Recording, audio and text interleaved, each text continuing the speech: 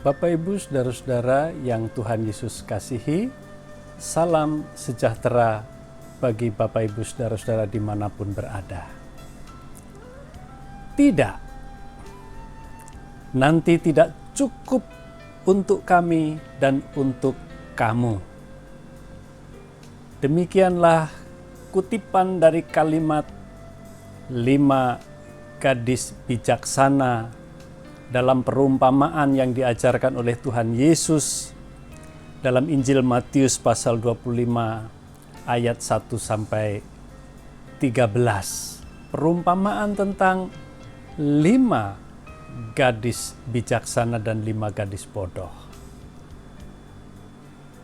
Gadis bijaksana menolak dengan tegas permintaan dari 5 gadis bodoh yang meminta minyak di buli-buli mereka.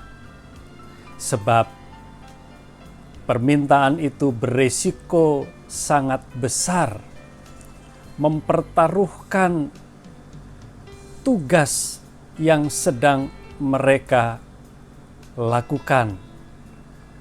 Bisa gagal sebab lampu-lampu mereka bisa padam karena kekurangan minyak.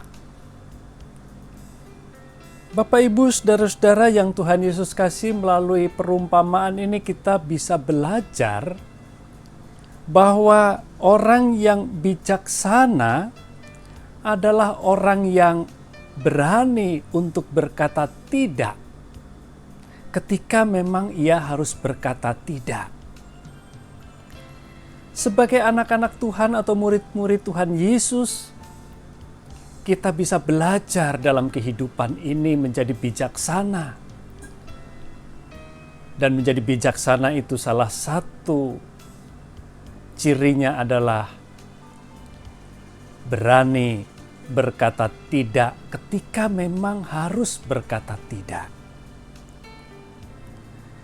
5 gadis bijaksana itu sekali lagi berani untuk menolak permintaan dari 5 gadis bodoh.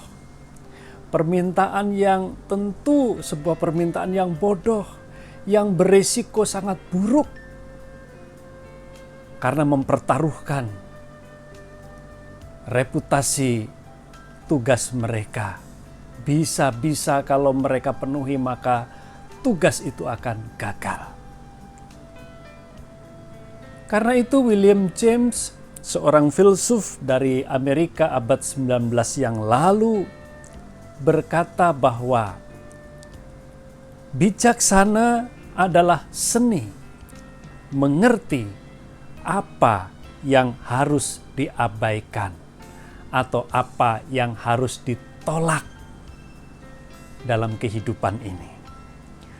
Orang yang bijaksana memang bukan berarti orang yang serba menyenangkan.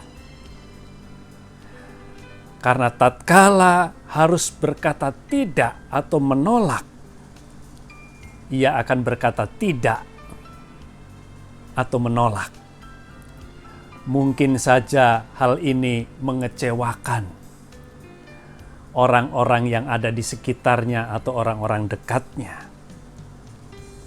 Bapak, Ibu, saudara-saudara, kehidupan memang bisa hancur tatkala seseorang tidak dapat berkata tidak untuk hal-hal yang sudah jelas bodoh, untuk hal-hal yang sudah jelas mendatangkan resiko buruk dalam kehidupan ini.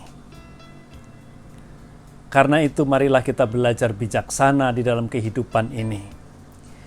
Bisa memilih dan memilah mana yang patut kita terima dan kita katakan ya, dan mana yang harus kita tolak dan kita katakan tidak. Tuhan memberkati Bapak, Ibu, saudara-saudara semuanya. Amin.